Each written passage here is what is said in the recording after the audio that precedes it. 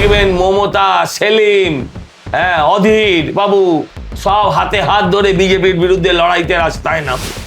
হয় না যে রাগ হলো বাপের বাড়ি চলে গেলাম, আবার বুঝিয়ে নিয়ে গেল, আবার চলে গেলাম, আবার নিয়ে গেল, লাস্টে ডিভোর্স দিলাম।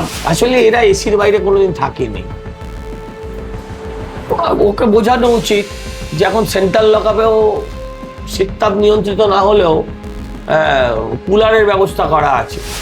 আমি একটা মেলায় দেখেছিলাম, বলছি তুমি ডাক্তার হবে, ডাকছি, বলছি তুমি ইঞ্জিনিয়ার হবে, এদিকে এসো, ডাক্তার হবে এদিকে এসো, উকিল হবে এদিকে এসো। সজলদা, আপনাকে মাধ্যমে স্বাগত। দাদা, লোকসভাতে ভাঙন, রাজ্যসভাতে একের পর এক সাংসদরা ইস্তফা দিচ্ছেন। অন্যদিকে আমরা দেখতে পাচ্ছি ঋতব্রত বন্দ্যোপাধ্যায়, তিনি বলছেন 60 নয়, ওটা 65-র কাছাকাছি চলে যাবে বিধায়ক বিধানসভায়। অন্যদিকে মমতা বন্দ্যোপাধ্যায়, তিনি কংগ্রেসের কাছাকাছি যাচ্ছেন। যাক, যে ঘরে যায় যাক, আমার বাবার কি আপনার কি বলেন তো? ওদেরকে তো আর আমরা বিজেপিতে নিয়ে নি কাউকে। কেউ চলে যাচ্ছে কংগ্রেস করতে, কেউ চলে যাচ্ছে তৃণমূল, ঋতব্রত, হ্যাঁ, কি তৃণমূল এখন বাজারে চলছে, তৃণমূল ঋত, তৃণমূল ধৃত, হ্যাঁ, তৃণমূল হৃত, মানে যারা হারিয়ে গেছে। কে কি করবে আমি কি করে বলবো? হ্যাঁ, আমাদের কি, যেই দল থেকে 28 বছর আগে, আরে ওটা খবর নয়, খবর হতো যারা সেটিং সেটিং সেটিং বলে এতদিন চিৎকার করেছে, তারা এখন দিল্লিতে বসে সব একে অপরের সাথে সেটিং করছে। খবর এটা যে যারা সেটিং সেটিং সেটিং বলে চেঁচাতো, তারা দিল্লিতে সেটিং করছে। আর শিগগিরই দেখবেন মমতা, সেলিম, হ্যাঁ, অধীর বাবু সব হাতে হাত ধরে বিজেপির বিরুদ্ধে লড়াইতে রাস্তায় নামবে। হ্যাঁ, মানুষকে এটা বুঝতে হবে যেটা কত বড় সেটিং বাজ। না, যেই দল ভেঙে এলেন ওই দলে আবার কাছাকাছি, নৈতিকতার তো একে বলে ফেলা থুতু চাটা। মমতা এরকম অনেকবার করেছে, বিজেপিকে অনেকবার ছেড়েছে, আবার অনেকবার গেছে। হয় না যে রাগ হলো বাপের বাড়ি চলে গেলাম, আবার বুঝিয়ে নিয়ে গেল, আবার চলে গেলাম, আবার নিয়ে গেল, লাস্টে ডিভোর্স দিলাম, অন্য বিয়ে করলাম, তারপর ভাবলাম না না ঠিক আছে আগেরটাই ভালো ছিল, আবার চলে গেল। হয়তো এরকম জীবনে হয়। ওর অস্তিত্ব রক্ষার আর আছে অস্তিত্ব, আর আছে অস্তিত্ব। এদের নাম ইতিহাসেও লেখা হবে না, নিশ্চিন্তে থাকুন। আছে অভিষেক বন্দ্যোপাধ্যায়, তিনি তো কোথায় কলকাতায় এলেন না, মমতা বন্দ্যোপাধ্যায় একা এলেন। এলেই তো অ্যারেস্ট হবে, এলেই অ্যারেস্ট হবে। ওই এয়ারপোর্ট থেকে ফিরে গেছে। এত ভয়, এত ভয়। হ্যাঁ, একদিনের জন্য আমি জেল খাটবো না, এত ভয়।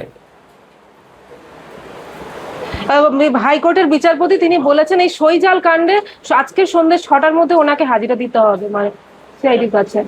সেটা হাইকোর্ট বলেছে, যাকে বলেছে সে বুঝবে। হ্যাঁ, আর না হলে কি হবে সেটা হাইকোর্ট বুঝিয়ে দেবে সিআইডি কে। সিআইডি আইন মোতাবেক চলবে। পুলিশ সওয়াল করেছে যে গ্রেফতার করে হেফাজতে নিয়ে জিজ্ঞাসাবাদ করা প্রয়োজন। করবে তাহলে গ্রেফতার, করবে তাহলে গ্রেফতার।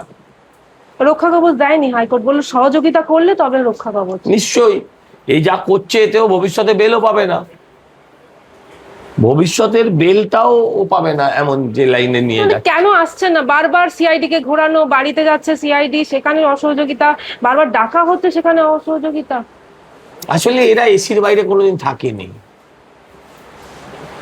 ওকে বোঝানো উচিত যে এখন সেন্ট্রাল লকআপেও শীততাপ নিয়ন্ত্রিত না হলেও কুলারের ব্যবস্থা করা আছে। হ্যাঁ, আর ও তো পুলিশ বেষ্টিত থাকে, ওখানেও পুলিশ বেষ্টিত থাকবে। এটা বোঝান, আপনারা একটু বোঝান। আসলে ও এয়ার কন্ডিশন ছাড়া থাকেনি কোনোদিন, ও বেচারি থাকতে পারবে না। সমস্ত মামলা, অভিষেকের সমস্ত মামলা থেকে সরে দাঁড়িয়েছেন কল্যাণ বন্দ্যোপাধ্যায়। সেটা ওদের নিজেদের ব্যাপার, মাল দেয়নি হয়তো। হ্যাঁ, বিজেপির চক্রান্ত আবার বলবেন না তো, তাহলে ঠিক আছে। দাদা, আমরা অন্যদিকে জানতে পারছি যে কাঁচরাপাড়ার একটি বেসরকারি স্কুলের ভোল্ট থেকে কোটি কোটি টাকা উদ্ধার হচ্ছে। স্কুল এখন হচ্ছে শিক্ষা, এখন পণ্য করে দিয়েছে এই সরকারের আমলে। শিক্ষা হচ্ছে পণ্য, শিক্ষা এখানে বিকোচ্ছে, শিক্ষা এখানে বিপণন হচ্ছে, মেলা হচ্ছে। আমি একটা মেলায় দেখেছিলাম, বলছি তুমি ডাক্তার হবে, ডাকছি, বলছি তুমি ইঞ্জিনিয়ার হবে, এদিকে এসো, ডাক্তার হবে এদিকে এসো, উকিল হবে এদিকে এসো। খালি বলছে এত মাল দাও, কত সার্টিফিকেট আছে দেখার দরকার, বলছে মাল দাও ডাক্তার, মাল দাও শিক্ষক, ইঞ্জিনিয়ার। শিক্ষা এখানে পণ্য, কয়েকদিন আগে বিপণীতে বিক্রি হচ্ছে। সুরেন্দ্রনাথ কলেজে উই খাওয়া টাকা দেখেছিলাম, তারপর হ্যাঁ, এখানে টাকাটা উইতে খায়নি, অর্থনৈতিকভাবে লাভ হয়েছে, অর্থনীতির লাভ।